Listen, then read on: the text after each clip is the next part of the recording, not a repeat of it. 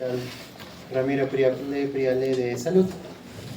Ya más o menos tengo 2 años de experiencia en el manejo de neonatos y en la parte privada se realiza lo que es la parte de pediatría, ¿no? Entonces vamos el día de hoy a conversar un poco sobre el tema del trauma obstétrico, donde los objetivos de esta clase es que ustedes aprendan a reconocer qué eventos centinelas o qué eventos del parto traumático pueden ser reconocidos y tienen afectación a largo plazo en los bebés.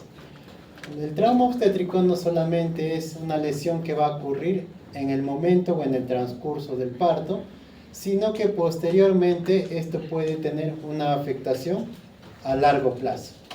A largo plazo me refiero como por ejemplo alguna afectación de tipo neurológica o alguna complicación en la parte motora del bebé. Se ha visto que la afectación, más que nada, la afectación de la parte neurológica en el control del neurodesarrollo es lo que se va a evidenciar en este caso, lo principal de este tema. Entonces, vamos a conversar un poco sobre esos aspectos y el objetivo de la clase es de que ustedes aprendan a reconocer lo principal, por ejemplo, las principales causas y segundo, las principales complicaciones como cefalomatoma, caput, lesiones del plexo braquial y algunas lesiones que pueden ser, por ejemplo, como traumas abdominales o traumatismos intracraneales que puedan ocurrir en los pacientes. Entonces, comenzamos. La definición, como ya les iba comentando, es toda lesión que puede ocurrir durante el trabajo de parto. Entonces, para que ocurra esta lesión durante el trabajo de parto, vamos nosotros a encontrar algunos factores de riesgo asociados.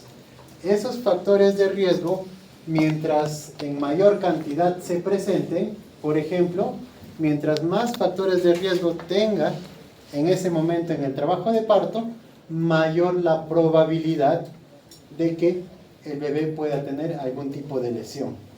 No solamente del bebé, sino también en la mamá.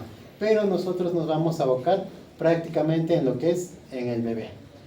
Entonces, por eso nosotros, cuando ya han hecho su clase de historia clínica neonatal, nosotros por lo general nos basamos en todos los antecedentes maternos, nos basamos en los factores de riesgo antes y durante el trabajo de parto. Debemos conocer, por ejemplo, la edad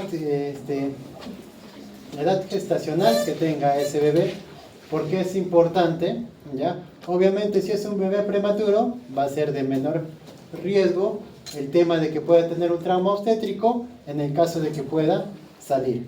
Pero sí puede ocurrirse, por ejemplo, en los prematuros, si ustedes hacen al momento de la estimulación en un bebé, ¿dónde se debe estimular? Planta de los pies, dorso de espalda, ¿cierto?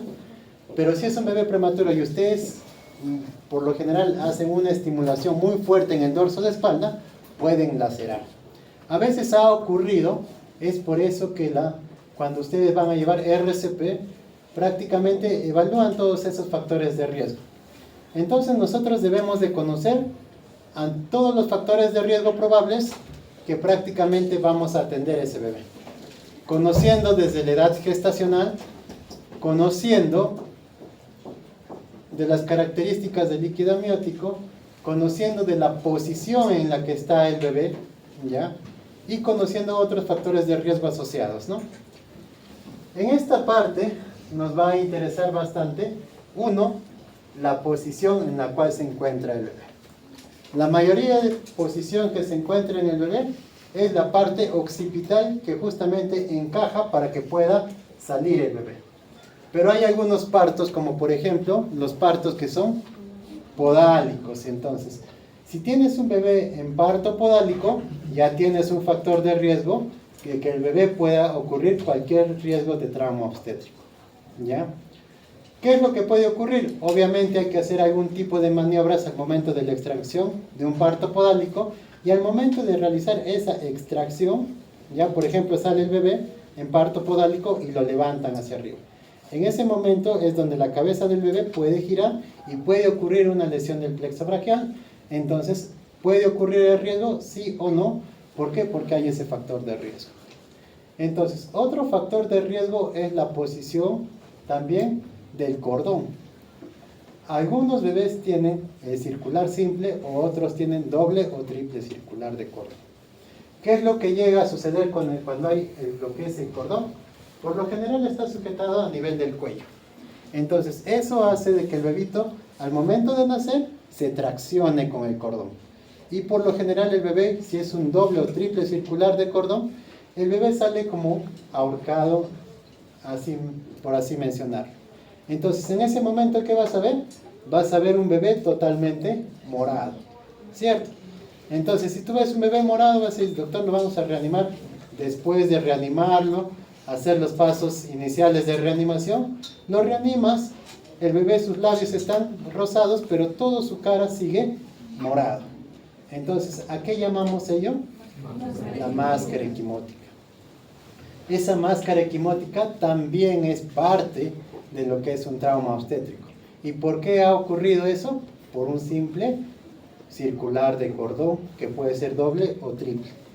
Entonces, por eso a veces parece insignificativo los factores de riesgo que podemos encontrar. Entonces, ocurre. Otro de los factores de riesgo que podemos encontrar es el peso del bebé. Nos menciona que los bebés que son macrosómicos, y ustedes saben que son los bebés que pesan por más allá de los 4.000 gramos, tienen mayor riesgo ¿de qué? De distocia. ¿Qué quiere decir eso? Que al momento de nacer el bebé, sale el bebé y por el peso muy grande que son, tienen que hacer unas maniobras a nivel del hombro. ¿Por qué? Por lo general se queda ocluido o atascado el hombro y por ende pueden hacer una fractura de clavícula. Entonces, se mencionan los pesos mayores de 4.000 gramos. Sin embargo, algunas revisiones y algunas literaturas nos mencionan que un ponderado más allá de los 3.800 ya ocurre el riesgo de una lesión traumática. En este caso, por ejemplo, puede ocurrir una fractura de clavícula o simplemente que el bebé quede atascado, ¿cierto? Entonces, por lo general, peso más de 3.800, ustedes piensen que el bebé puede quedarse ocluido, tener una distocia de hombros y ocurrir un parto traumático o una lesión en este bebé. Entonces, también es un factor de riesgo.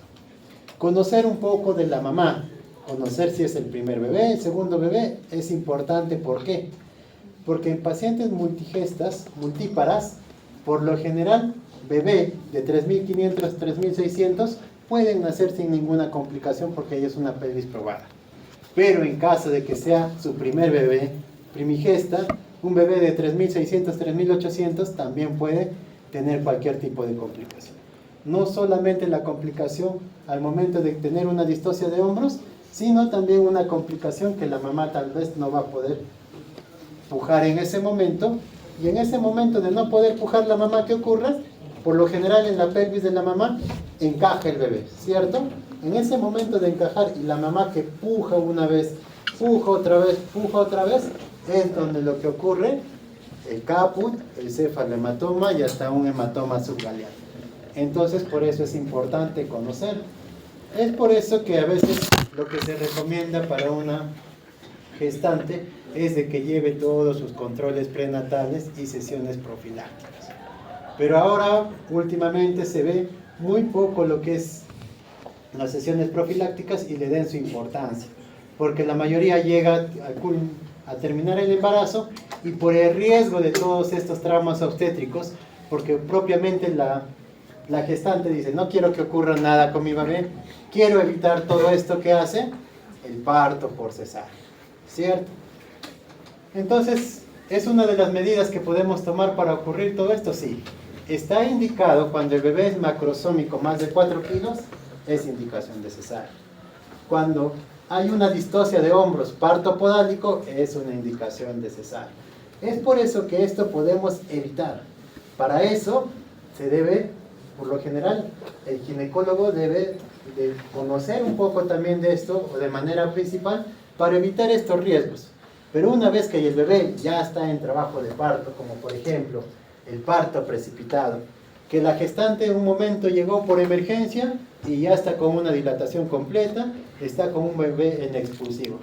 que muchas veces, a veces en las noticias lo hemos visto.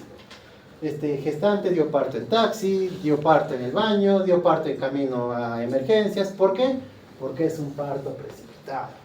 En ese caso, ¿también puede ocurrir cualquier tipo de trauma obstétrico? Sí, porque ha sido un parto muy acelerado que posiblemente no va a recibir los cuidados que se puedan tener. También lo otro que ustedes pueden ver en las imágenes son la utilización de instrumentos.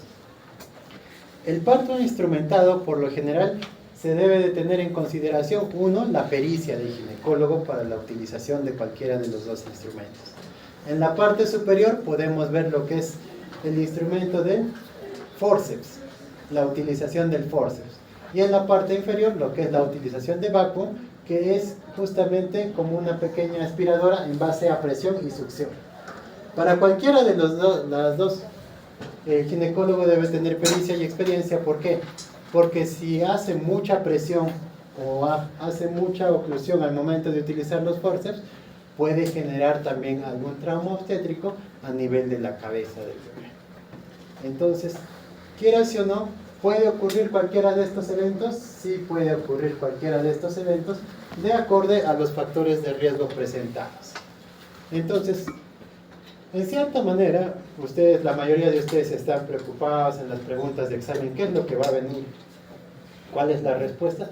Ustedes simplemente tienen que analizar qué factores de riesgo tienen y cuál podría ser su complicación. Si a ustedes les presentan paciente recién nacido de 3.800 gramos, que está en un trabajo de parto, que la gestante llegó en fase de dilatación de 10 y pasó inmediatamente a sala de operaciones. Entonces, al momento de nacer, sale el bebé y se escucha una tracción a nivel de hombro. Entonces, ustedes ya tienen los factores de riesgo asociados, ¿ya? Tienen los factores de riesgo asociados y por ende ya estarán pensando en qué posible complicación pueda tener. ¿Cierto? Las preguntas por lo general no solamente reúnen una característica de un tema, ¿ya? Recuerden bien eso. No reúnen la característica que yo solamente voy a preguntarles trauma obstétrico, no. Por lo general las preguntas vienen relacionadas a 2 o 3 patologías. Entonces no traten de centralizarse trauma obstétrico, sino traten de relacionar todo. ¿Ya? Muy bien. ¿Alguna duda o pregunta hasta ahí? Entonces, como les iba comentando, prácticamente nosotros al conocer los factores de riesgo vamos a tener las posibles complicaciones que pueda presentar el bebé.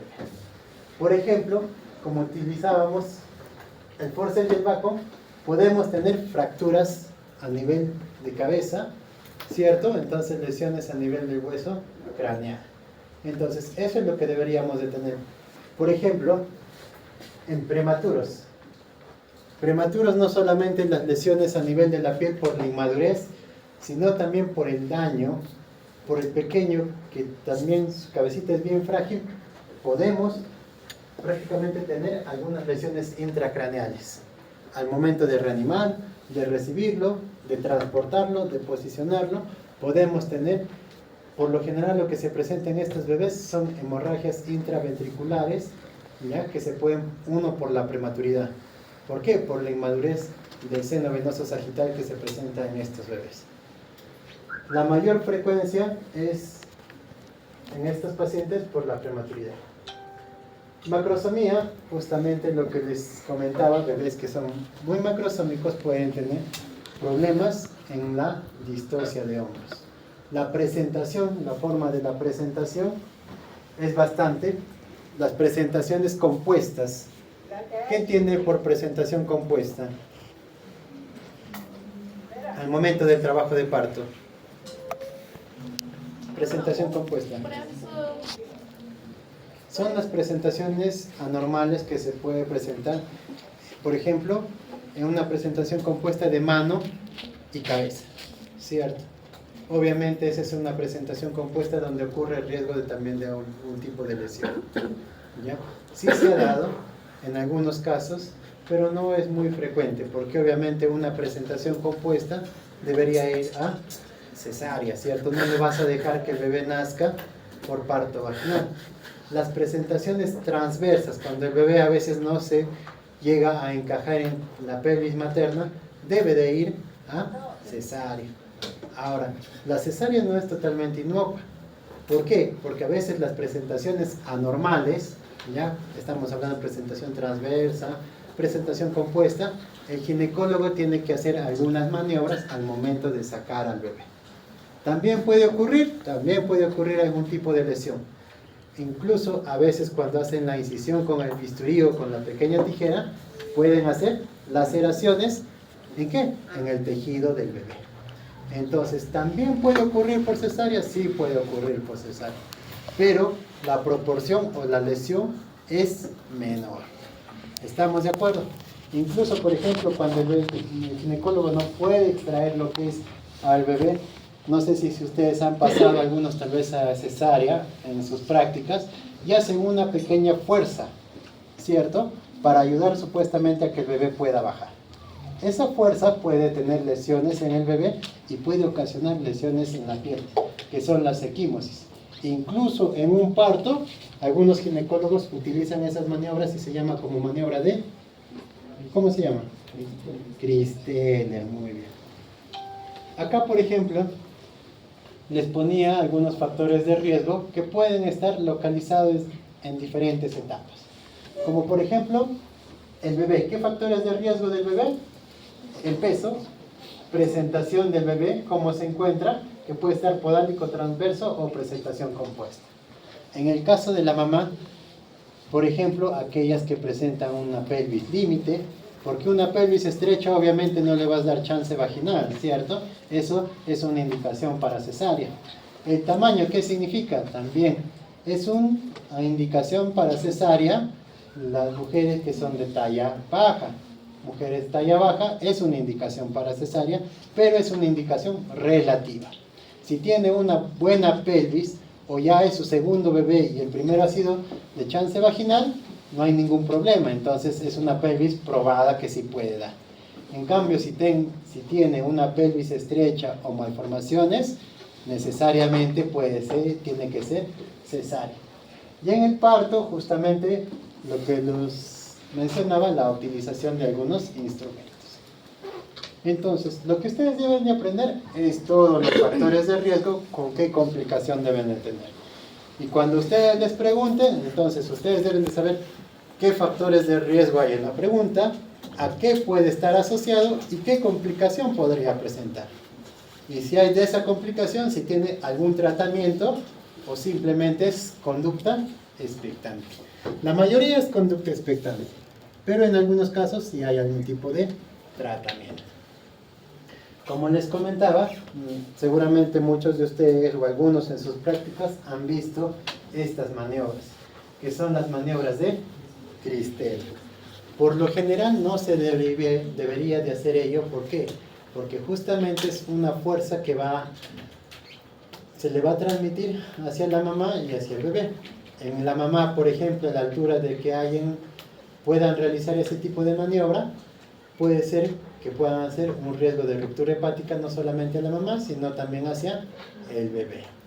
Ahora, si es que ustedes han visto estas maniobras, ustedes habrán visto de que es por algún motivo o alguna razón. Primero, que a veces la mamá no ayuda o no colabora o no puja al momento de llegar a lo que es a sala de partos, ¿cierto? O segundo, que el bebé tenga bradicardia fetal. No sé si se han dado cuenta que cuando la mamá está que puja y puja, viene una de las obstetras y le empieza a buscar los latidos al bebé. Entonces, ¿por qué? Porque si el bebé no sale y quieren sacarlo lo más rápido que pueda, ¿por qué? Porque el bebé corre el riesgo de ¿qué? De hacer una asfixia perinatal. Es por eso que a veces los ginecólogos se desesperan y quieren que el bebé salga rápido, porque en el hecho de que el bebé estar en el proceso del canal del parto, ¿ya? Puede estar ocluido no solamente él, sino que él comprime la parte del cordón. Entonces, si oprimen la parte del cordón, ¿qué puede estar? El bebé está yendo en hipoxia. ¿Por qué? Porque ya no hay circulación hacia el bebé. Es por eso que los ginecólogos optan estas maniobras justamente para que el bebé salga. Pero al momento de salir también el bebé, puede dañar tanto al bebé y a la mamá. Entonces son maniobras que poco se debe utilizar, pero en casos extremos se puede utilizar. Los partos instrumentados, por lo general, si es que han tenido la oportunidad de ver, tal vez ahora en sus prácticas o más adelante en su internado, es poco común. La mayoría de personas, ginecólogos, ya no se realizan mucho estas maniobras por la posibilidad de riesgo o trauma que pueda realizar. Son pocos los ginecólogos los que los realizan. Y esto cuando, por ejemplo, en vez de realizar esta maniobra que podrían haber utilizado, la extracción con forceps ovar. ¿Por qué? Porque es donde la gestante en ese momento del trabajo de parto dejan de pujar. No sé si se la han visto en sus prácticas, tal vez dejan de pujar y a veces el ginecólogo no sabe cómo sacar al bebé. ¿Por qué? Porque el bebé ya está en la mitad, está casi en medio camino.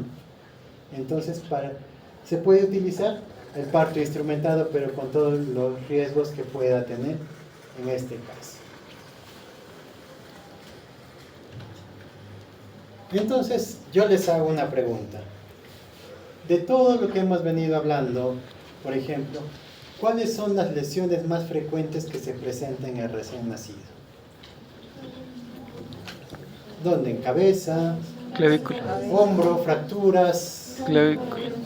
¿Cabeza? Clavícula. Por lo general es las lesiones de partes blandas. Piel.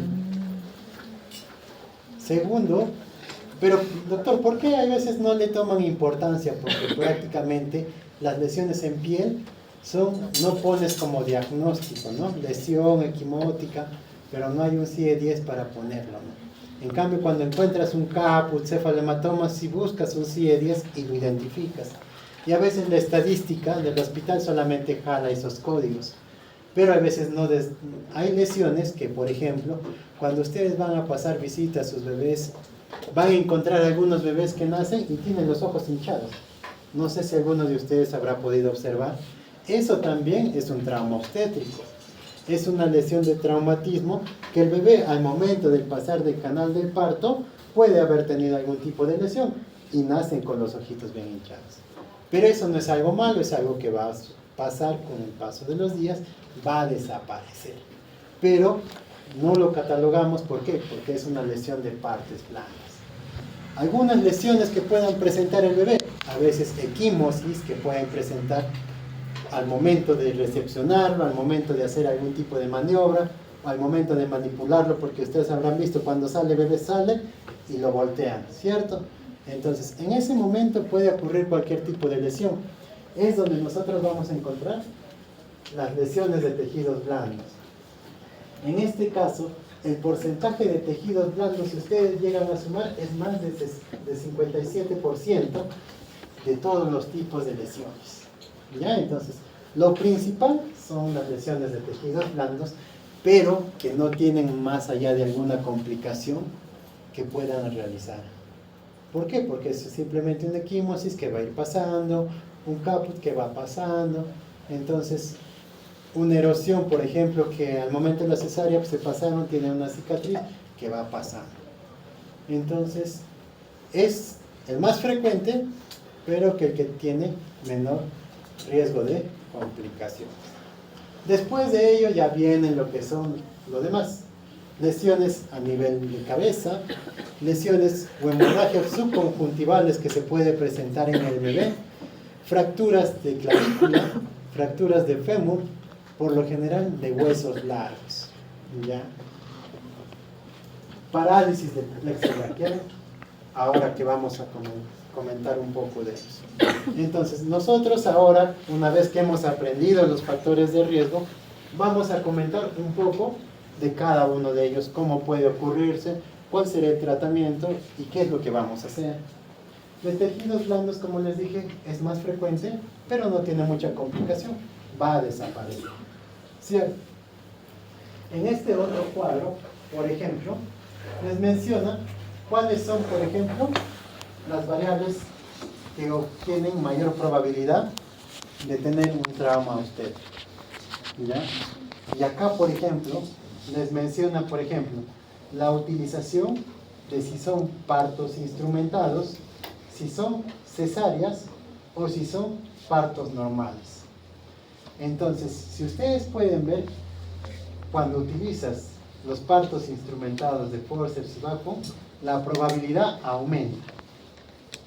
En cambio, en los partos por cesárea, por ejemplo, si ustedes pueden ver acá, en la cesárea, 1 de cada 2.750 bebés, o sea, es bastante. La probabilidad de que tenga algún tipo de lesión disminuye. Entonces, estos son como cuadros estadísticos que ahora vamos a pasar a comentar cada uno de ellos para que ustedes aprendan a reconocer las lesiones del trauma obstétrico. Entonces, vamos a comenzar. Cuando nosotros vamos a hablar de todos estos eventos, no necesariamente, por ejemplo, el bebé solamente va a tener fractura, no solamente va a tener cefaleohematoma, puede ser de manera conjunta. Puede tener una equimosis como una fractura de clavícula, puede tener una lesión del plexo braquial, pero también puede tener un cefaleohematoma. Entonces, no necesariamente van juntos. Una pregunta que muy frecuentemente hacen: ¿todo bebé con fractura de clavícula tiene lesión del plexo braquial? No. ¿Y todo bebé con lesión del plexo braquial tiene fractura de clavícula? Muy bien, entonces, en ese caso, no necesariamente pueden ir conjuntos, ¿ya? Recuerden muy bien ello. Vamos a ver acá algunas lesiones, como les comentaba, las lesiones que pueden ser de tejidos blandos. Las lesiones de tejidos blandos que pueden ser, uno, bebés que son muy prematuros, si ustedes hacen una maniobra de reanimación muy enérgica, por mencionarlo, pueden tener lesiones. O algunos bebés nacen ya con exfoliaciones de manos y pies, y si tú lo estimulas mucho, puede ocurrir un tipo de erosión, especialmente en el dorso de espalda, donde se realiza lo que es la maniobra para lo que es estimular al bebé. Entonces deben de tener en consideración ello. En prematuros, tener cuidado con la estimulación. Por lo general, si es que no resulta tus primeros pasos de reanimación, ¿qué tienes que hacer? Ventilación a presión positiva. No es de que todo el momento vas a estar sobándole al bebé hasta que llore, ¿cierto? Hay un proceso en el cual ustedes deben de realizar. ¿Ya? Otras lesiones como equimosis, por ejemplo, que ven ahí en los brazos, también es parte de eso. La máscara equimótica, no se olviden, la máscara equimótica es parte también de estos eventos que pueden ser traumáticos a nivel de la piel. Porque a veces se les pregunta y piensan que no, que simplemente que los pacientes asfixiados tienen la máscara equimótica, y no necesariamente. ¿Ya? Es una lesión también traumática lo que es la máscara equimótica que puede presentar un bebé. Otra lesión que se puede encontrar en la piel es la necrosis grasa. La necrosis grasa es un conjunto prácticamente, una colección de, por así mencionarlo, de tejido subcutáneo, donde es un conjunto formado por células lipídicas, y que esto a la larga pueden desarrollar lesiones y se ponen de coloración verde azuladas, ¿ya? Y que pueden tener trastornos metabólicos más adelante como la hipercalcemia, ¿ya? Es por eso que estos bebés que nacen, y por lo general su predisposición es en miembros superiores y en dorso de espalda, se presenta estas lesiones por necrosis grasa. Y obviamente le ponen ese nombre, ¿por qué? Porque poco a poco se va haciendo como un proceso de liquefacción y van desapareciendo. Vamos a hablar entonces ahora un poco de lo que es la parte de procesos traumáticos a nivel de cabeza. En esta sección vamos a aprender a diferenciar lo que es el caput del cefaleohematoma y del hematoma subgaleano.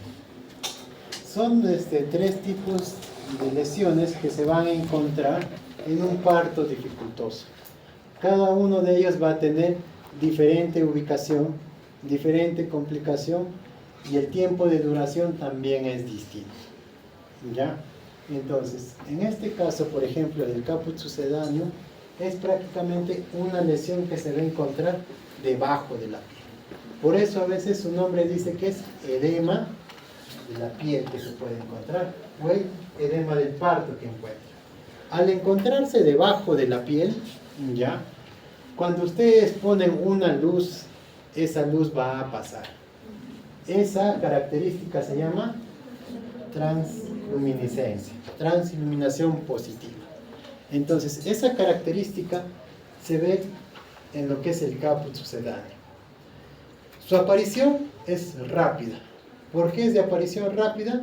Porque de un momento a otro el bebé encaja en la pelvis de la mamá y en ese momento de encajarse la mamá puja y a veces hace el golpe o la contusión y sale el bebé.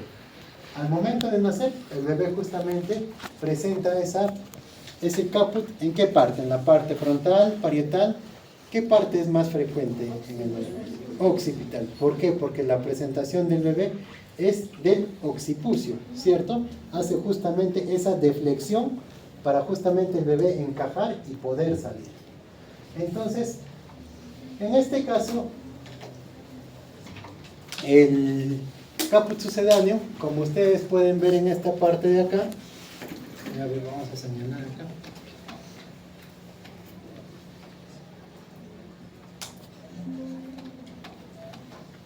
Como ustedes pueden ver acá, no sé si se marca, ¿ya? Entonces, ustedes van a encontrar en esta parte lo que es la formación de lo que es los huesos, ¿cierto? Entonces, todo lo que rodea prácticamente es el periósteo. Entonces, por encima de ello está localizado lo que es el caput. El caput puede abarcar de grandes dimensiones. Entonces, las suturas que están a ambos lados, el caput puede pasar. ¿Por qué? Porque no hay nada que lo detenga, porque puede seguir el recorrido de la piel. En ese caso, se menciona que el caput no respeta las suturas porque puede seguir en todo el desplazamiento de la piel. No hay algo que lo limite, ¿ya? Estas características son del caput. Entonces, yo les pregunto, por ejemplo, cuando ustedes se encuentran pasando visita a su bebé de un día de nacido, de un parto normal, ¿ya? De un parto normal, y ustedes están en el pase de visita con el médico asistente y encuentran una tumefacción en la parte occipito-parietal derecha del bebé. ¿Qué es lo que se les viene a la cabeza? ¿Será un cefalematoma, un caput, un hematoma subgaleal? ¿Y por qué? ¿Alguien que se anime? No hay respuestas correctas. Anímense. ¿Por qué? Exacto, el tiempo de presentación. Entonces, ustedes con solo saber que esa tumoración se ha presentado inmediatamente, ustedes pueden descartar otras patologías. Ahora, una vez que ustedes lo examinen al bebé y encuentren que esa tumoración pasa las suturas, estarán pensando ya, caput sucedáneo. Vas con tu linternita y le pones en esa parte de la tumoración y pasa lo que es la luz, transiluminación positiva, ya te hace el diagnóstico de un caput. No has necesitado ninguna ecografía, radiografía, ni nada por el estilo. Es un diagnóstico clínico que puedes encontrar. Una vez que tú tienes tu diagnóstico, la mamá te va a preguntar, señorita, doctor, ¿en qué momento va a desaparecer eso? ¿Cierto? Y obviamente, ¿en cuánto tiempo se resuelve? 48 horas, a más tardar una semana se puede durar lo que es el caput sucedáneo. ¿Estamos de acuerdo? Entonces, ustedes ya van a prácticamente dar solución a ese problema. Y la mamá, doctor, ¿habrá alguna complicación? No, simplemente observarlo, que no hay ningún tipo de riesgo de complicación. Entonces, hasta ahí el caput sucedáneo. Cosa muy distinta con el cefalematoma. ¿Ya? Esta imagen de acá es para poderles saber.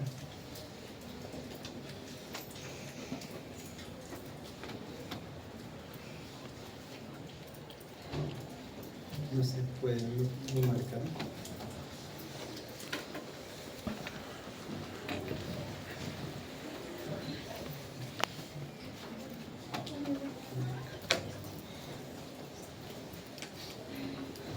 Entonces,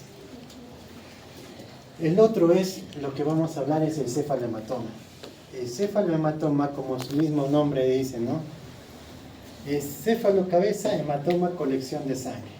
Entonces, es una colección de sangre que se encuentra localizado en la parte de la cabeza. Pero esta colección de sangre, ¿de dónde viene? ¿Por qué se da esto? Obviamente ya sabemos que es por un mecanismo físico, que ha habido un golpe, una contusión del bebé a través de la sínfisis de la mamá del pubis, y por eso se ha ocasionado esta sangre. Pero ¿de dónde sale esta sangre? ¿De dónde sale esa sangre? Periósteo. ¿Sale de la parte del cerebro y se va hacia afuera? ¿De dónde? Periósteo. Del periósteo, muy bien. ¿Qué es el periósteo?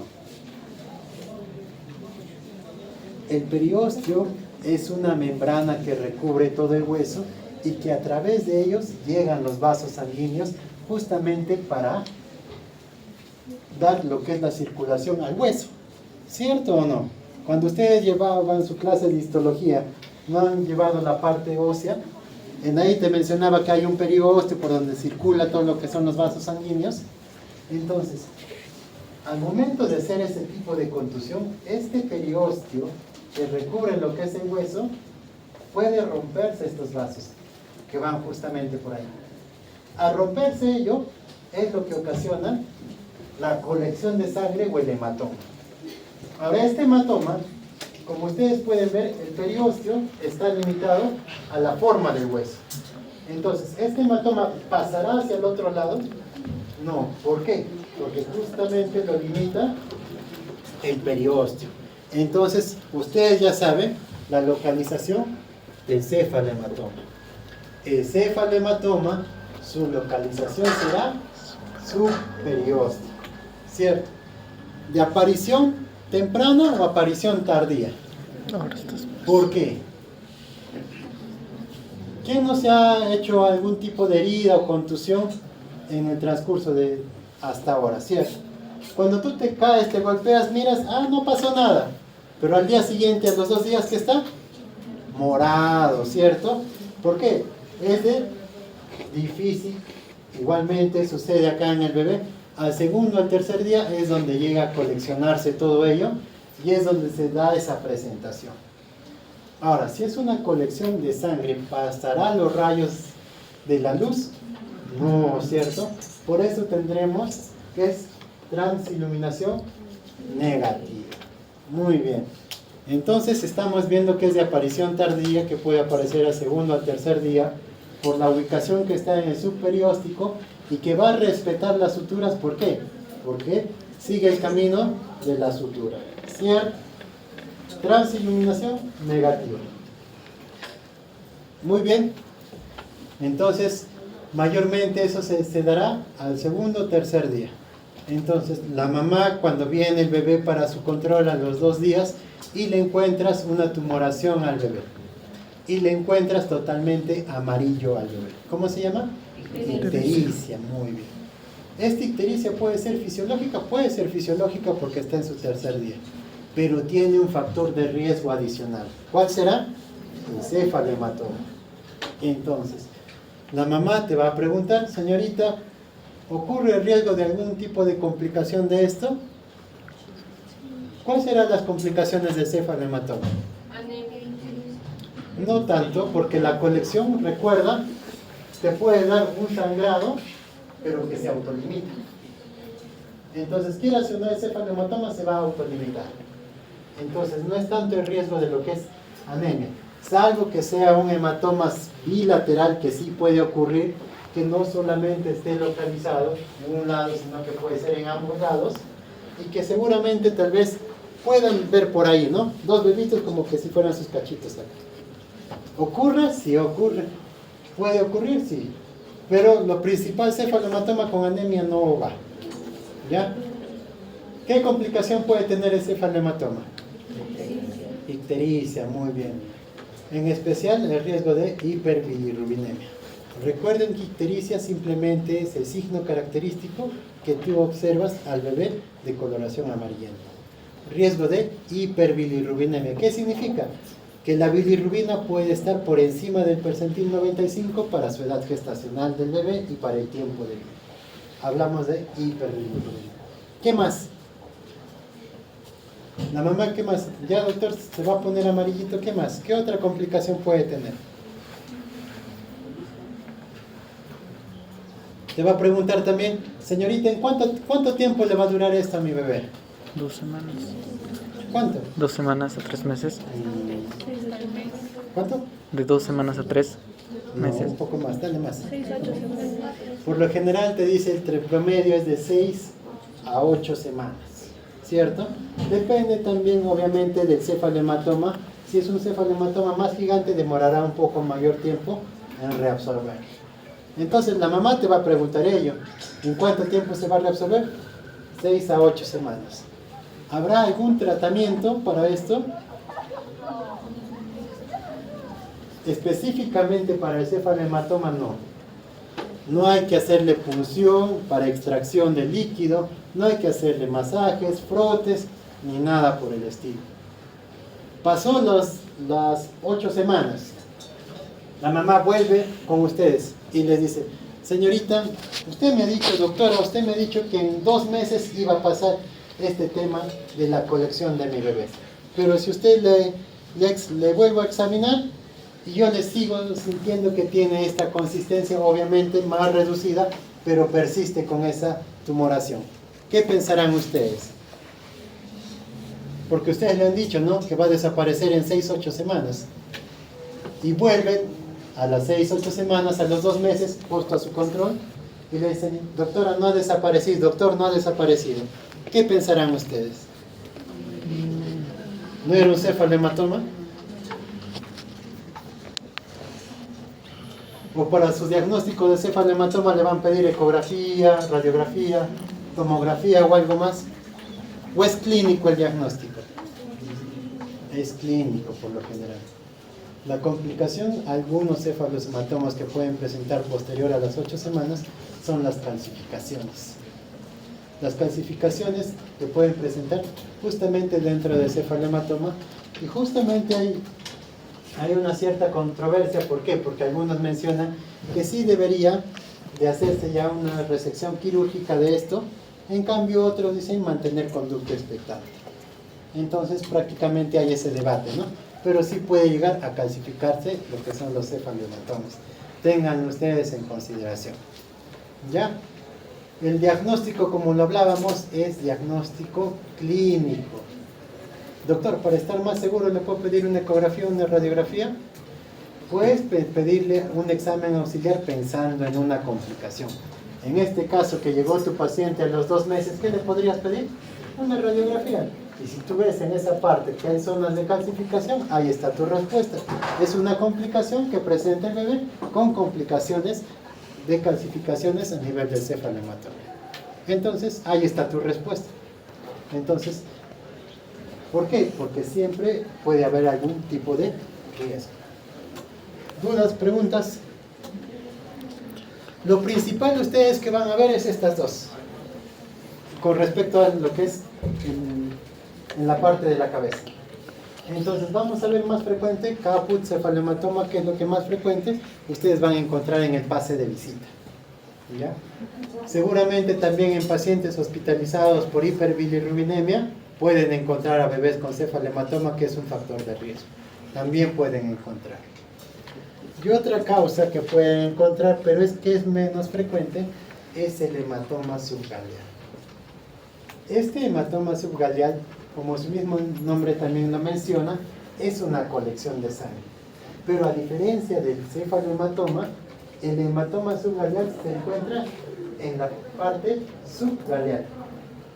Eso quiere decir que no hay algo que lo limite. Por ejemplo, en el cefalohematoma veíamos que seguía lo que es la sutura, el periósteo. Pero en cambio, cuando es un hematoma subgaleal, no hay algo que lo limite. Entonces, la colección del hematoma puede ser tan inmenso, tan gigante, que puede ir de extremo a extremo, o simplemente puede ser laminar. Acá en este caso, por ejemplo, es algo extenso que usted les puede tocar y vas a encontrar como de extremo a extremo. Al ser muy gigante esta colección de sangre, en ahí sí puede haber algún riesgo de complicación como anemia, ¿cierto? Entonces, es como si la sangre del bebé se estuviera yendo a un tercer espacio. Entonces, si el bebé empieza a perder sangre hacia un tercer espacio, ¿qué signos clínicos tú vas a encontrar? ¿Qué signos clínicos? ¿Cómo te vas a dar cuenta? Tiene un bebé con la cabeza grande, ¿ya? Pero ¿qué signos clínicos más vas a encontrar?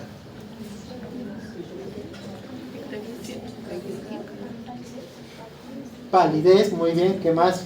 Porque toda la sangre se está yendo a esa parte. El bebé se va a encontrar pálido. ¿Qué más? Taquicárdico, porque va a empezar a compensar la falta de sangre que hay en el bebé. ¿Qué más? Hipotenso, si es que pueden medirle la presión, ¿cierto?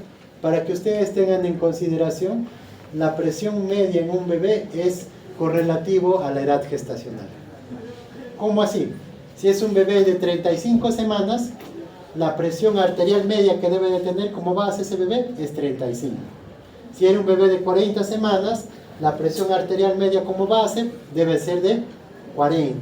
Es como, por ejemplo, una relación que puedes establecer para ver si el bebé tiene o no riesgo de hipotensión, lo que mencionaba su compañero. Palidez, hipotensión, taquicardia, frialdad distal. Eso es lo que vas a encontrar en un paciente con un hematoma subgaleal que sea de características inmensas. Entonces, cuando ustedes quieran preguntarle sobre algún bebé o que quieran que marquen el diagnóstico de un hematoma subgaleal, el bebé tiene que tener síntomas sistémicos asociados. ¿Por qué? Porque hemos visto el cefalohematoma de Kapoor te daba taquicardia, te daba palidez, te daba algún tipo de disfunción sistémica. Ninguno, ¿cierto? Entonces, si es que ustedes se quieren relacionar a ello, tienen que pensar de esa manera. Asociar los síntomas a lo que posiblemente podría ser. Y obviamente, como es una colección de sangre, ¿va a tener transiluminación? No, va a ser negativo, ¿cierto? Y el riesgo de anemia es mayor. El riesgo de ictericia va a ser mayor. ¿Por qué? Porque es una colección de sangre mayor, inmensa. Puede ser de manera muy aparatosa como en la imagen, o simplemente a veces puede ser laminar. Cuando es laminar, ahí sí podemos hacer una ecografía donde nos va a hacer un mejor diagnóstico de este tipo de colección. ¿Ya? Es donde sí nos ayuda un poco el examen de diagnóstico por imágenes con ecografía cuando no encontramos una causa.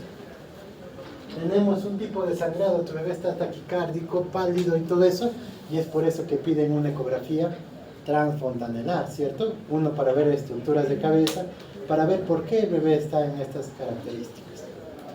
Ya, entonces, recuerden que el hematoma subgaleal va a ir asociado a síntomas sistémicos como palidez, hipoperfusión, oliguria, hipotenso, entonces llenado capilar lento. Entonces son signos clínicos que ustedes van a tener.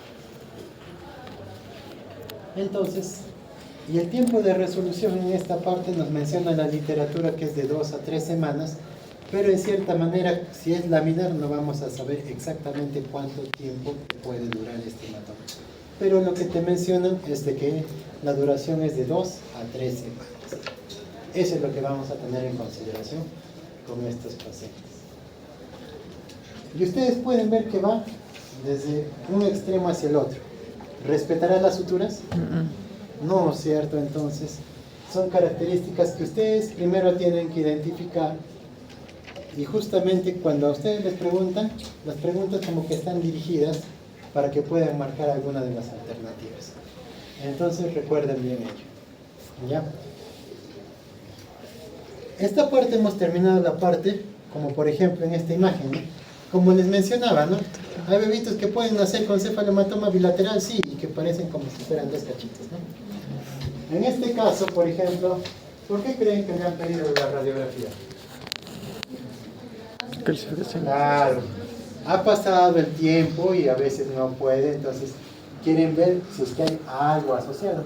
Pero simplemente se ve que simplemente no hay calcificaciones y que hay que esperar que ello vaya remitiendo. ¿Cierto? Porque quieras o no, a veces como cualquier persona que ves, si tú ves a tu sobrino o ves a algún familiar que tiene eso, te van a preguntar, ¿y ahora qué examen le pedimos? ¿Qué hacemos con ello? Porque a cualquiera no le gustaría ver así algún tipo de familiar, ¿no? Entonces, para estar más seguros, le puedes pedir, por ejemplo, ahí en la radiografía se ve y que no hay ningún tipo de complicación en este caso, en estos bebés, y solamente tener paciencia y buen humor para que pueda desaparecer, ¿cierto? Entonces, sí puede ocurrir estos tipos de presentación. Y obviamente, en la imagen, en acá se puede ver todas las características que hemos mencionado. Miren ustedes, cefalematoma bilateral, y acá justo en el tema, en la parte de la sutura al medio, no pasa. Porque si esto fuera uno solo, ¿qué pensarían? ¿Caput así tan extenso? Claro, pero acá ustedes pueden ver que se limita a lo que es la sutura, ¿no? No pasa, respetan las suturas. Entonces, simplemente como ustedes verlos de esa manera, ustedes estarán pensando en el diagnóstico de cefalematoma. Muy bien. Este es un pequeño resumen para que ustedes puedan recordarse de caput, cefalematoma y hematoma cerebral.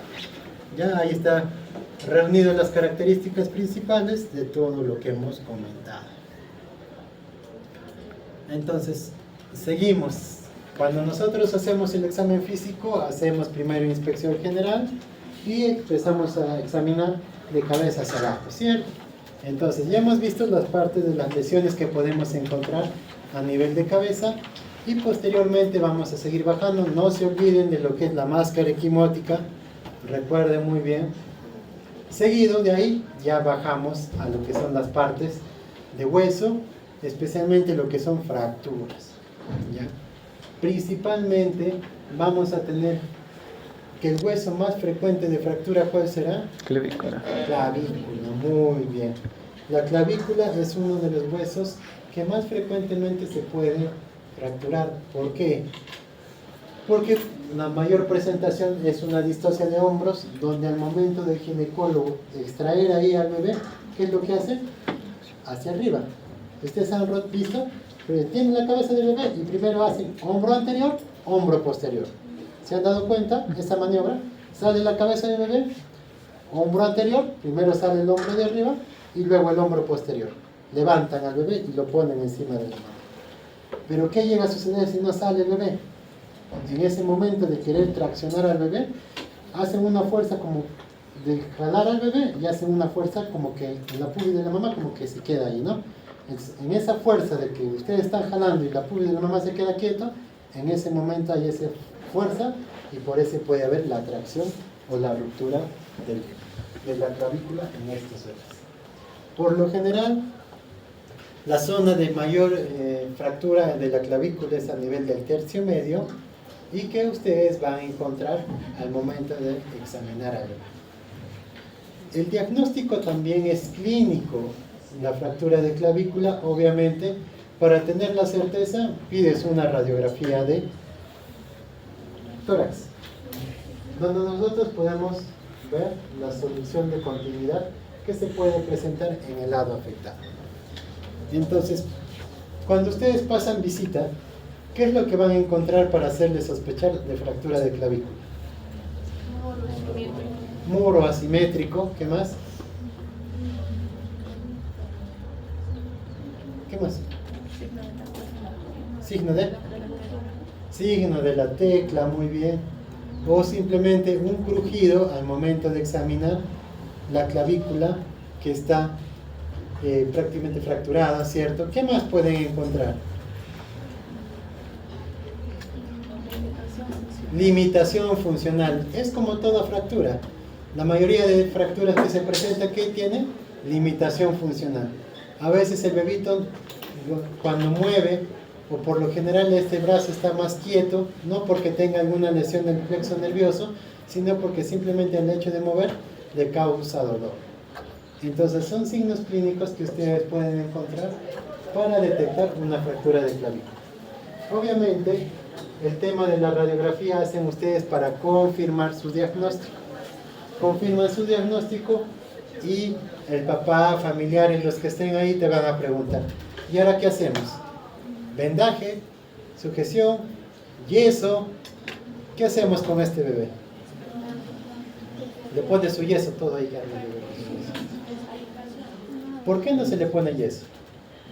¿No se han preguntado por qué? Va a crecer. Ya, va a crecer. Por lo general, el bebé no tiene una función motora como por ejemplo nosotros, ¿no? Nosotros sí ya utilizamos el brazo para cargar, movilizar. En cambio, el bebé simplemente no tiene una función motora bien. Entonces, por ende, el bebé va a estar en una posición en la cual se va a soldar de manera automática. ¿Ya? No es que en cambio, a ver, ustedes quédense quietos esos 2-3 meses, no. Por lo general estás escribiendo, estás moviendo, estás cargando. Entonces, por eso, para la fractura de clavícula de nosotros en esta etapa, sí necesitas una inmovilización. ¿Justo para qué? Para que esos huesitos lleguen y se consoliden, formen el callo óseo y se pueda otra vez consolidar la etapa del hueso. Entonces, por lo general, es conducta expectante. Tampoco se hace vendaje en 8, que es lo que se hace también en algunas fracturas, por ejemplo, en niños que tienen 12, 13 años, se puede utilizar como vendaje en 8 nada más para la inmovilización, o incluso en adultos, ¿no? Pero, por lo general, para ellos es conducta expectante.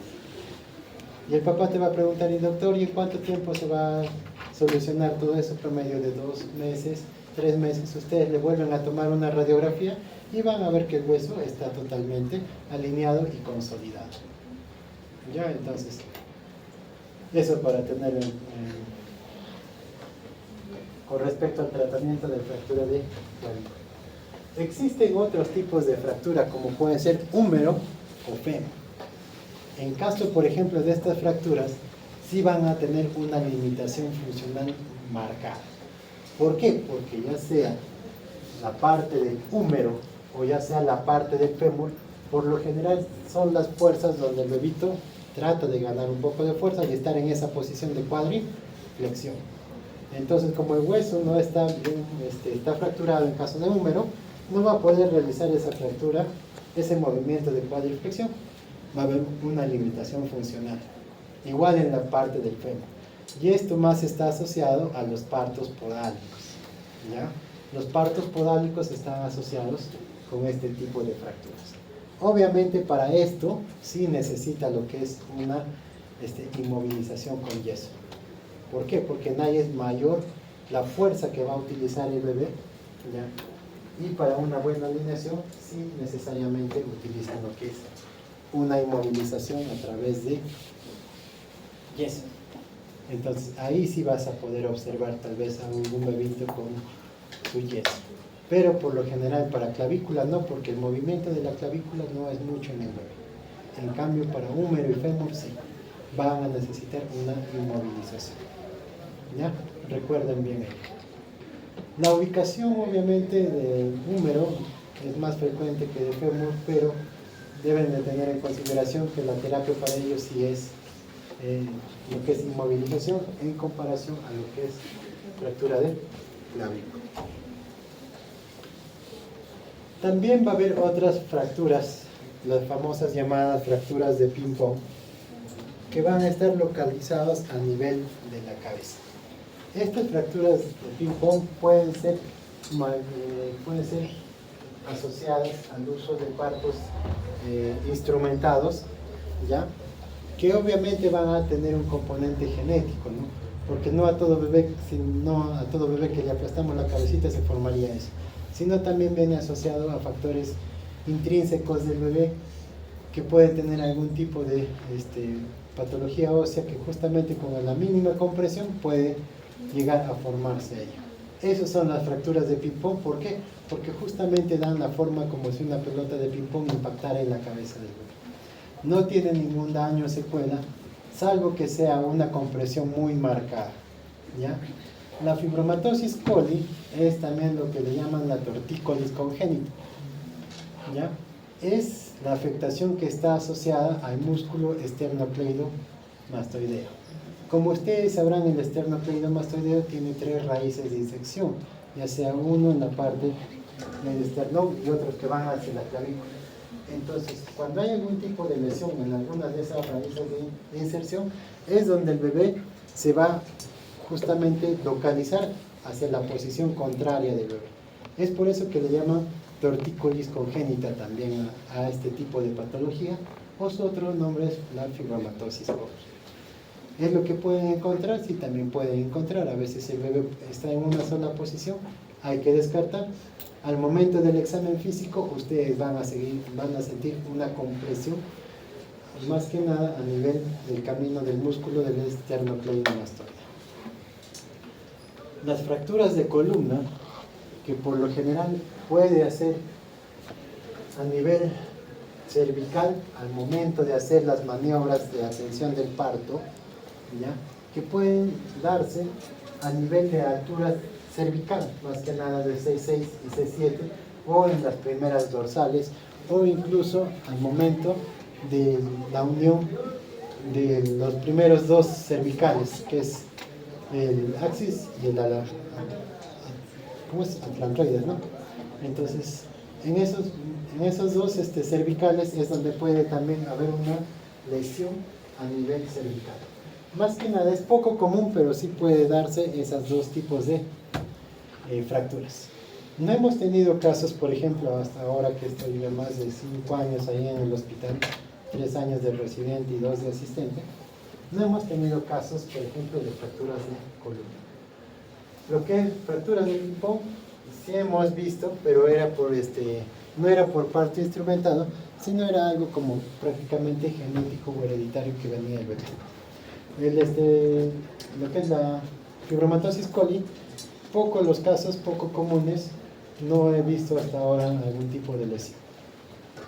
¿Alguna duda o pregunta, por ejemplo, hasta ahí? Y ahora vamos a ver lo que es tórax, abdomen. ¿Alguna duda? ¿Consultas? Entonces seguimos evaluando al bebé y vamos a encontrar lo que es prácticamente la formación del plexo braquial. Esta lesión del plexo braquial, como ustedes saben, va a ser por afectación de raíces nerviosas que ya van a conformar lo que son las partes de inervación que se van a dar hacia los músculos. Y al momento de las afectaciones de las raíces nerviosas, van a adoptar una postura o una posición que van a identificar a qué plexo puede estar dañado, a nivel de qué raíces nerviosas pueden estar dañadas. El plexo braquial, por lo general, su incidencia es poca, es casi de 2 por cada 1000 recién nacidos vivos, y por lo general está asociado a partos traumáticos, incluso bebés que tienen asfixia perinatal. Es tanto el episodio que se han demorado al bebé en extraer, que va a dañar el plexo braquial, y que también puede estar el bebé con asfixia perinatal. Se relacionan bastante. Los factores de riesgo es ya lo que hemos venido comentando, sobre todo los factores de riesgo probables que pueden tener algún daño o alguna repercusión para el parto traumático. ¿Cómo qué? Como el peso, que ya hemos visto, la presentación del bebé, el riesgo, por ejemplo, de la mamá, talla de la mamá, la distocia de hombros, ¿ya? Presentación encefálico de nalgas, y obviamente, por ejemplo, este score de Apgar bajo, como ustedes, menos de 4 al primer minuto, es una consecuencia más que un factor de riesgo, ¿ya? Porque obviamente un bebé que nace muy deprimido, ustedes saben que la depresión se mide con el score de Apgar, y el score de Apgar evalúa la presentación de lo que es el traspaso de la vida intrauterina a la parte extrauterina, la adaptación que tiene este bebé. Al tener un score de Apgar bajo, quiere decirte que algo ha pasado en esa transición del bebé. Puede ser que el parto ha sido tan dificultoso que justamente ha tenido que realizarse maniobras o tal vez reanimación, por eso tiene el Apgar un poco bajo. Entonces, cuando ustedes vean en una pregunta que les pongan el Apgar bajo, indirectamente, ¿qué le están diciendo? Que ha habido un evento traumático en este parto. No se lo están diciendo, por ejemplo, parto expulsivo prolongado, ¿no? Sino les están poniendo Apgar menos de, por ejemplo, Apgar de 4 al minuto, o Apgar de 5 a los 5 minutos. ¿Qué te quiere decir? Que este proceso de parto ha sido algo traumático. Indirectamente te está mencionando eso, ¿ya? Entonces, cuando ustedes vean en esas preguntas y solamente te diga paciente que nació con un peso de 3.200 gramos y que nació con un Apgar de 3,5, ustedes indirectamente, ¿qué van a pensar? Que algo ha sucedido en este parto. Pero algunos dirán, doctor, 3.200 gramos no tiene el factor de riesgo para peso. Entonces algo adicional puede haber pasado. Puede haber tenido doble o triple circular de cordón, o simplemente puede ser una presentación podálica, pero algo ha sucedido en el proceso que tiene un Apgar bajo. Recuerden, un Apgar bajo está asociado a un parto o evento traumático, ¿ya? Entonces, es uno de los tips que les puedo dar para que puedan responder sus preguntas. Entonces, la injuria del plexo braquial vamos a tener dos. Por lo general, la parálisis de Ehlers-Danlos o la parálisis de Clamp. ¿Cuál es la diferencia? La composición de las raíces nerviosas. En la parálisis de Ehlers-Danlos hay afectación de raíces de C4, C5 y C6 en comparación de la parálisis de Clamp, que la afectación de las raíces es C7, C8 y T1. Muy aparte de eso, van a encontrar síndromes asociados a cada uno de ellos. Entonces, ustedes deben de conocer qué síntomas pueden estar asociados a estas parálisis. Por ejemplo, si les ponen esta radiografía, ¿ustedes qué sospecharán? ¿O qué signos clínicos podrían encontrar en el paciente o qué sospechan? ¿O cuál es tu diagnóstico? El diafragma está elevado. Ya, ¿qué diafragma? El derecho. El derecho, muy bien. Hay una elevación del diafragma prácticamente a nivel del lado derecho. ¿Y por qué no es una hernia? Debería haber los intestinos hacia el espacio. Ya, muy bien. Muy bien. Por lo general, cuando es una hernia, tiene que estar la parte del intestino, como ustedes pueden ver, hacia esa parte, ¿cierto? Entonces, diríamos que es una hernia. Segundo, cuando es una hernia diafragmática, no vas a poder identificar el límite del punto, porque supuestamente es una hernia, entonces no se puede ver lo que es el diafragma en sí. Es otra característica. ¿Qué más? Muy bien, me dices que hay una parálisis del diafragma del lado derecho, ¿cierto? Y clínicamente, ¿cómo puedes evidenciar? Porque ahí ya te estoy mostrando la placa, la radiografía. Pero en el bebé, ¿cómo puedes sospechar que tiene una parálisis? Ya puede tener un cierto grado de dificultad respiratoria. ¿Qué más? ¿Qué más vas a encontrar? Puede haber una asimetría en el tórax. Claro, esa asimetría que un tórax se expande y el otro no. Disminución de la amplexación a nivel del tórax afectado. O un tórax asimétrico, por así mencionarlo. Muy bien. ¿Qué más? Doctor, ¿cuánto será su Apgar de este bebé? También puedes preguntarte, o sea, yo no te estoy diciendo que tendrá bajo, pero también puede estar asociado, ¿cierto? Entonces, son características que tú puedes encontrar en un paciente.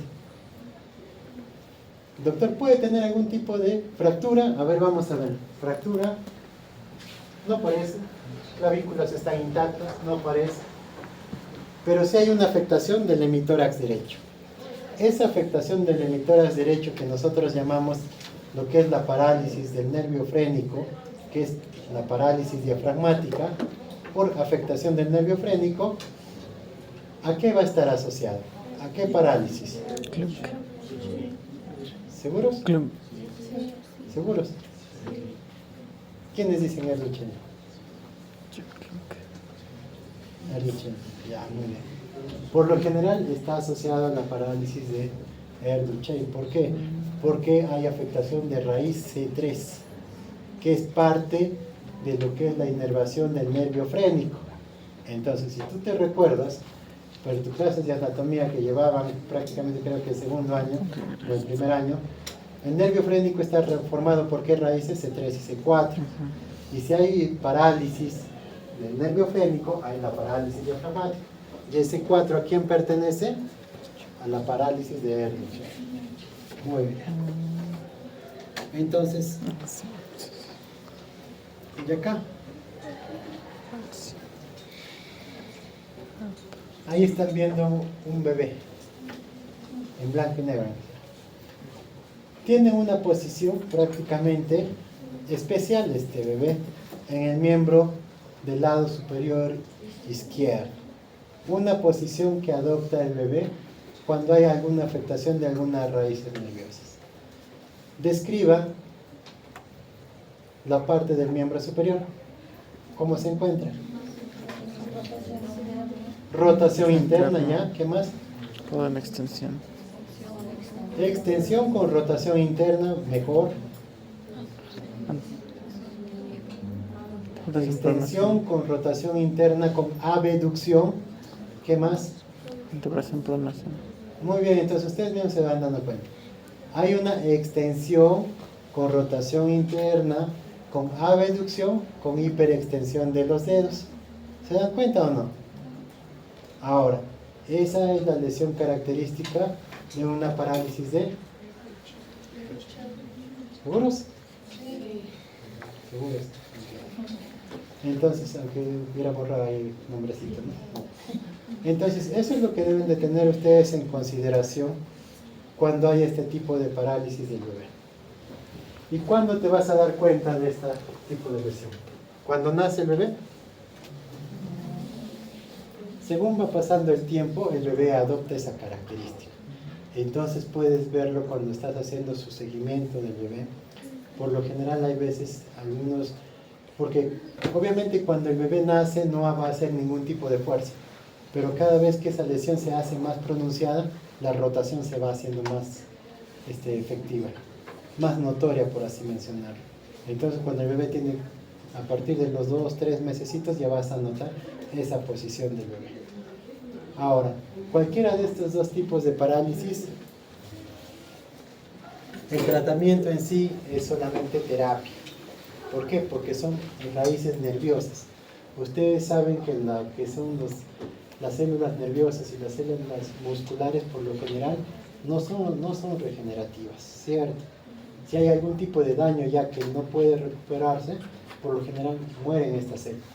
Entonces, en este caso solamente les queda hacer por terapia. ¿Qué hacemos con esta terapia? Fortalecemos lo que es la inervación de los músculos asociados a estos daños de lesión. ¿Ya? En caso de la parálisis de Clown, ¿ya? Ambos van a tener algunas características especiales. Uno, los síndromes asociados. Por ejemplo, en el parálisis de Erduchen, vamos a ver qué síndrome asociado va a estar con este paciente. Erduchen, miren, recuérdense, está C4, C5 y C6. Si tú le añades el C3, te hace lo que es el nervio frénico y por ende está asociado a parálisis diafragmática. A cambio, C7, C8 y T1, prácticamente, y si tú le agregas la inervación parasimpática, que va aproximadamente a nivel de T1, va a estar asociado a Horner, el síndrome de Horner. ¿Por qué? Porque a nivel de T1, lo que es la inervación parasimpática, hace la asociación del síndrome de Horner. ¿Y qué es el síndrome de Horner? Es la ptosis palpebral ipsilateral. Si tienes un miembro del lado derecho afectado, la afectación del párpado que no se abre, que es la ptosis palpebral, va a ser la misma afectación del miembro superior afectado. Si es del lado derecho, será ptosis palpebral del lado derecho. Si es del lado izquierdo, va a haber una ptosis palpebral del lado izquierdo asociado a ello. Entonces, prácticamente para ello son las características que ustedes deberían de aprender. Ahora, puede haber lesiones del plexo braquial, pero con raíces afectadas, en este caso, Erdős-Cseh y Klamm, cuando solamente hay afectación de estas raíces nerviosas. Pero imagínate si todo el plexo braquial está afectado. Todo el plexo braquial, ¿eh? ¿Qué presentará el bebé? Prácticamente si el plexo braquial, justamente que va en estas raíces que van a la inervación de los miembros superiores, está afectado, ¿el bebé podrá mover el brazo? No, ¿cierto? No va a poder mover el brazo. Justamente eso fue una pregunta que viene en exámenes anteriores y algunos de ustedes, sus compañeros anteriores me preguntaron, ¿no? Y doctor, ¿y qué va a suceder si es que presión no llega a funcionar el plexo braquial? Obviamente el brazo no va a poder movilizar, ¿cierto? Y en esos casos sí hay lo que es la cirugía, entra justamente para corrección del plexo braquial. Pero en este caso, por ejemplo, que solamente hay afectación de algunas raíces nerviosas, con terapia pueden mejorar. Pero si es una sección de todo el plexo braquial, no va a haber movimiento. Recuerden muy bien. Y en las claves mencionaba, ¿no? Bebé, les ponían todo el contexto, incluso le ponían máscara equimótica, abogar bajo, y el bebé no puede mover miembro superior derecho.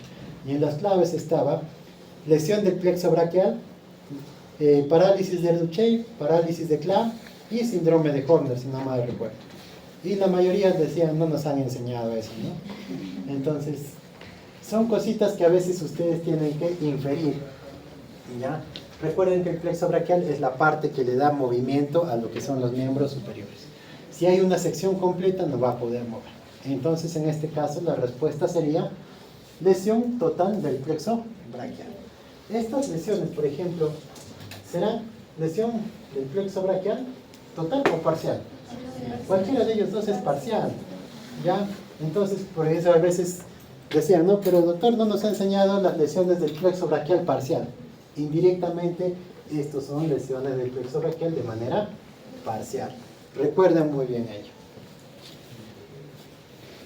Entonces, cada uno de ellos obviamente tiene mecanismos de diferente composición, como ustedes pueden ver, lo que les explicaba.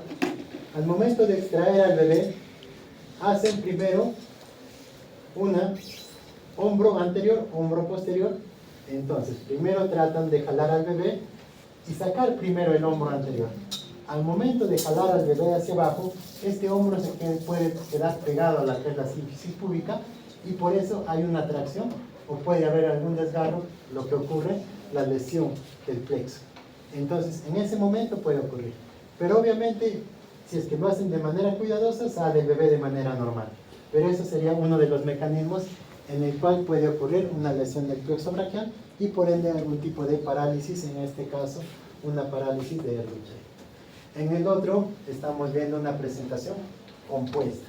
En este caso, en esta presentación compuesta, lo mejor y lo ideal para no tener algún tipo de lesión del plexo braquial, ¿qué tendría que ser?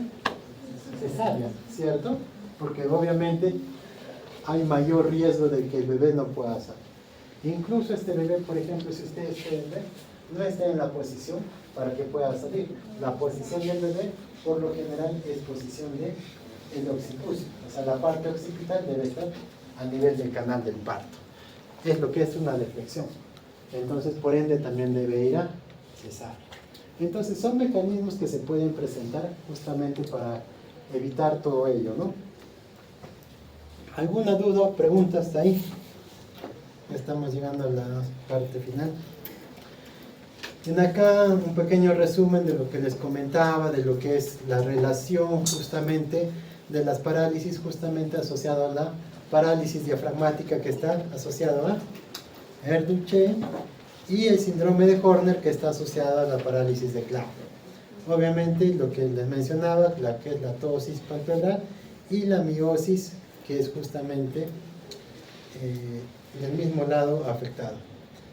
Parálisis facial es otro tipo de parálisis que puede haber por afectación de qué raíz.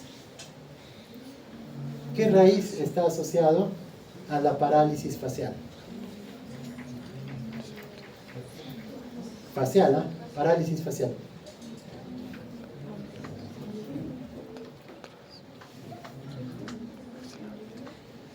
Pues así no me ha enseñado eso. La parálisis facial obviamente tiene dos componentes, motor y sensitivo, ¿cierto? ¿Cuál es, qué raíz le da la parte sensitiva y qué raíz le da la parte motora?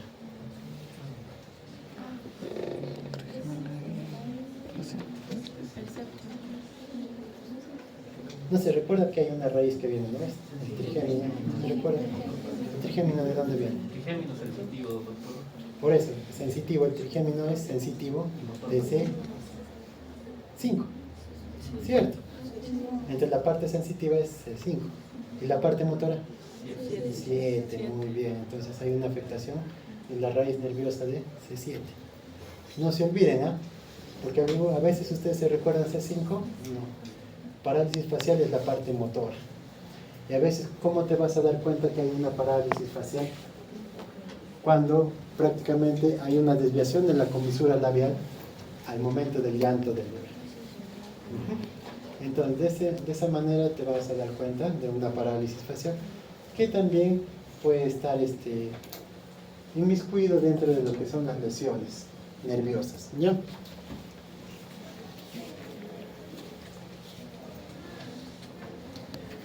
Entonces, acá como les comentaba,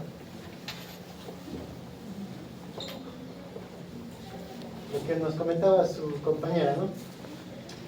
Este hemitórax derecho está por encima, está elevado. Pero ¿por qué le toman una radiografía lateral?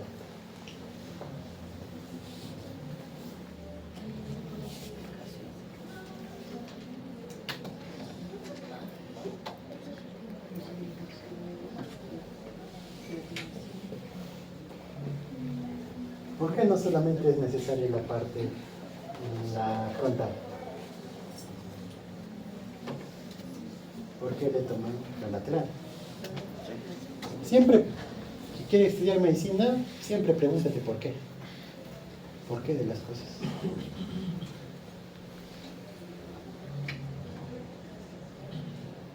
¿Por qué creen que le han tomado ahí lateral?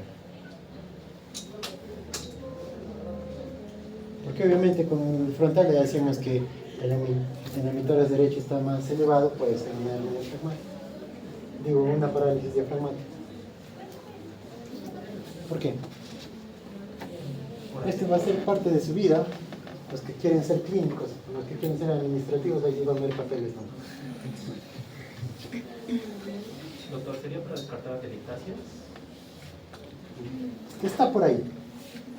Lo que ustedes tienen que ver, por ejemplo, imagínate que es un tumor hepático. ¿No va a elevar el diafragma? Sí. Y a veces los tumores no simplemente son quísticos, también son sólidos. Entonces, si tú quieres ver una tumoración, lo vas a ver en la parte lateral. ¿Cierto o no? Si tú ves la tumoración, obviamente ya ves acá, la parte anterior, que es el hígado, estaría la tumoración, sería más circunscrita. Pero justamente acá se ve el primer diafragma que está hacia abajo y el segundo diafragma que sí está elevado. ¿Cierto? No hay ningún tipo de consolidación. Cuando ustedes tengan una, respondiendo, agregando lo que me hizo recordar su compañero, cuando ustedes tienen, por ejemplo, una masa, una circunscrita que aparece en la parte frontal, siempre pidan de una lateral. ¿Por qué? Porque de esa manera puedes identificar si son atelectasias o si son quistes broncogénicos también, ¿no? Entonces es parte de lo que a veces puedes ir aprendiendo con respecto a la radiografía. Entonces en este caso le han tomado justamente para tener la certeza de ver los dos diafragmas. En este caso, ves un diafragma, ves el otro y no hay ningún tipo de consolidación que haga la sobreelevación del hemidiafragma derecho. Entonces, para tener mayor certeza de que es una parálisis de diafragma. ¿Qué será en este caso este bebé? La. ¿Por qué? Mano en garra. ¿Qué raíces nerviosas están afectadas? Ya, muy bien. Ojalá respondan así en su examen, ¿no? Este es una pequeña cuadrito donde hay el resumen de todo lo que hemos estado hablando. Recuerden que el reflejo de Moro, porque a veces en las preguntas se guían por el reflejo de Moro, ¿no? Reflejo de Moro ausente ya es ser Duchenne, no necesariamente, puede ser asimétrico. Recuerden muy bien eso, porque a veces la mayoría dicen está ausente, ¿no? Lo que sí en el CLAM sí está ausente es el reflejo de prensión palmar. Como ven en esta imagen, el bebé está en mano en garra, entonces no va a ser lo que es el reflejo de prensión palmar. Cuando ustedes pasan visitas a los bebés, ¿cómo encuentran la mano de los bebés? Alguien que me diga. ¿Cómo está la mano de los bebés cuando nacen? Pulgar hacia adentro y los cuerpos. Exacto, esa es la prensión, ¿cierto? Los bebés nacen con el dedo pulgar hacia adentro. ¿Se han dado cuenta? Ahora que pasan visitas se van a dar cuenta, ¿ya? Así nacen los bebés. ¿Por qué? Este pulgar recién empiezan a desarrollar al tercer mes justamente para agarrar los objetos. Entonces es donde ya comienza la parte de motora gruesa de agarrar los objetos, ¿ya? Entonces eso deben de tener en consideración. Son cositas que a veces ustedes deben de tener que a veces tienen que darse cuenta en el pase de visita. Entonces ya hemos visto lo que es fracturas, cabeza, hemos llegado a tórax en la parte de clavícula. Entonces vamos un poco a hablar de la parte abdominal o músculo o órganos que son intraabdominales o son internos, ¿no? En este caso, por ejemplo, el trauma abdominal va a estar asociado mayormente a traumatismos o a factores de riesgo que puedan tener algún traumatismo de fuerza mayor. Hablamos, por ejemplo, de contusiones, golpes, accidentes de tránsito, que pueden ser mecanismos muy abusivos que no solamente pueden tener consecuencias en la mamá, sino también en el bebé. Entonces, para esto, lo ideal, por ejemplo, cuando es un trauma abdominal en adultos, ¿qué es lo que primero que tienen que hacer? Compensar, ¿cierto? De igual manera en el bebé, tiene que estar el paciente hemodinámicamente compensado para después hacer un diagnóstico de qué órgano está dañado, ¿cierto? Porque no vas a llevar a tu bebé descompensado, hace paro y después recién te das cuenta que es, ¿cierto? Entonces, con respecto a lo que es el trauma abdominal, va a estar asociado a uno, traumatismos muy fuertes o abusivos, accidentes de tránsito, o segundo, a factores de riesgo que pueden tener problemas de trastorno de coagulación en la mamá. Por ejemplo, hay personas que tienen déficit de los factores de coagulación, como por ejemplo el factor de von Willebrand, que también puede tener, o una plaquetopenia que es prácticamente autoinmune, que puede ser, que van a tener en cierta manera riesgos para que cualquier tipo de contusión o abulsión pueda empezar a desarrollar cualquier tipo de sangrado. Obviamente los exámenes complementarios en este caso, ¿qué es? Imágenes. Tenemos que llegar al diagnóstico de qué órgano está dañado. En este caso de trauma abdominal, vamos a ver, por ejemplo, lo que son la lesión de hígado o vaso, que vamos a ver. Entonces, en este caso, por ejemplo, vemos acá lesiones que pueden ir desde ruptura de los que son los órganos hasta contusiones o abulsiones que van a ser encapsulados solamente por las cápsulas. Ya en este caso, por ejemplo, ¿qué traumatismo será?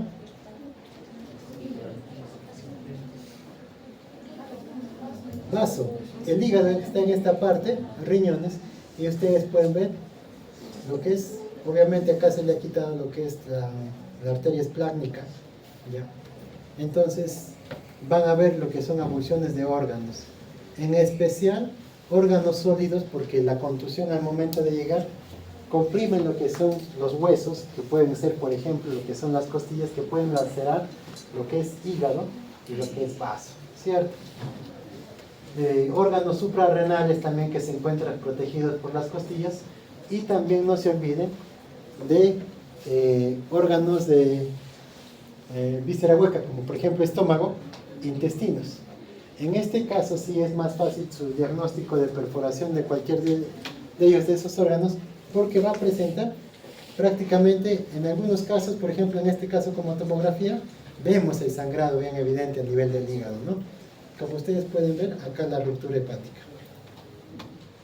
¿no? Entonces, son casos bien raros, no son el día a día que ustedes van a ver en consideración de lo que hemos venido hablando. Ya no se asusten porque a veces veo algunas caras, todo esto voy a ver. Es poco raro y es poco frecuente que pueda suceder esto, ¿ya? Las lesiones, las rupturas plásticas, lo que habíamos visto, son órganos prácticamente que pueden estar mayormente asociados a traumatismos o golpes, como ustedes pueden ver en esta imagen. Está dentro de lo que es la caja de protección torácica, y al momento de abluir justamente el tema de las costillas es donde puede impactar en lo que es el vaso y por ende producir una ruptura esplágnica, ¿no? Más que nada por contusión o golpe, ¿ya? Así como otros órganos también, los suprarrenales que estaba mencionando, que podríamos ver a través de una ecografía donde vemos que prácticamente colecciones de sangre a nivel de alrededor de lo que es las glándulas suprarrenales. ¿Es importante la ecografía? Sí. A veces en emergencia ustedes pueden encontrar lo que es el ECOFAS. El ECOFAS es justamente un examen que a todo paciente politraumatizado, estamos hablando con contusión, le hacen lo que es el ECOFAS. ¿Qué significa el ECOFAS? Justamente la visualización de órganos blandos que estén de manera íntegra y la presencia de encontrar líquido libre en cavidad abdominal.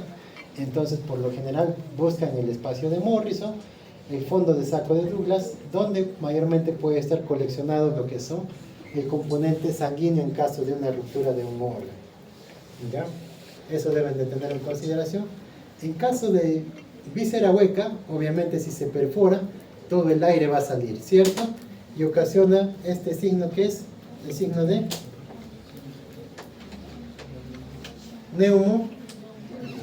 neumoperitoneo. Muy bien. Esta radiografía donde ven esa lucidez que van a encontrar, ya, es el neumoperitoneo. Obviamente todo tratamiento de víscera hueca tiene que ser tratamiento quirúrgico. Todo lo demás, obviamente, también tratamiento quirúrgico previo a la compensación del paciente, ¿no? Las injurias del sistema nervioso central también puede justamente darse, pero ya son por mecanismos que van a, por mecanismos muy fuertes o agresivos que van a presentar. Obviamente, por ejemplo, si nosotros tenemos algún tipo de fractura en cabeza que vamos a evidenciarlo, tenemos que hacer un examen adicional para ver que la estructura del cerebro esté de manera íntegra, ya que puede presentar no solamente los hematomas que hemos visto en la parte superficial, sino en la parte interior, como hemorragias subdurales, hemorragia epidural, incluso hemorragias intracraneales, que pueden ahí sí comprometer el tema del trastorno del sensorio en los bebés. Es por eso que a veces en estos bebés sí se evalúa, por ejemplo, el tema del trastorno del sensorio, o incluso pueden tener contenido de, ¿cómo se llama?, de adoptar algunos tipos de posiciones, ya sea de decorticación o de cerebración que pueden presentar estos bebés. Por eso en estos casos, estos bebés, quieras o no, deben de ser evaluados por una escala de Glasgow, que justamente para los bebés también hay una escala. Incluso si es que ustedes ven un bebé muy somnoliento, muy comatoso, puede tener alguna lesión o alteración a nivel de una hemorragia intracraneal, ¿ya? Que puede ser de sus diversos componentes, que puede ser epidural, el otro subdural o intracraneal que puede haber. Y obviamente eso hay que evaluarlo con el estado de Apner. La injuria del sistema nervioso central, entonces los daños que vamos a ver. Si es que tu paciente está compensado, puedes llevarlo a tomografía o resonancia, ¿cierto? Pero si tu paciente no está compensado, está en unidad de cuidados intensivos, ¿qué harás? Una ecografía transfontanelar en este caso, ¿ya? ¿Por qué? Porque vas a tratar de buscar algún tipo de daño o lesión. Estas imágenes, obviamente lo mejor es la resonancia, pero no en todo hospital se tiene resonancia. Lo que sí te podría ayudar es una ecografía de inicio a nivel de una ecografía transfrontalera. Obviamente lo más óptimo sería una resonancia, ¿no? No utilizamos mucho la tomografía por el tema de la radiación en los niños, ¿ya? Recuerden bien ello. Obviamente si es un adulto, el riesgo de producir algún tipo de daño por radiación es menor. Pero en cambio en los niños y en los bebés sí hay que tener cuidado con lo que es el tema de la radiación. Y les había dejado algunas preguntas que están en la parte final de lo que son las diapositivas. ¿Ya? Eso sería todo, chicos. Ya estamos terminando. La delegada llegó.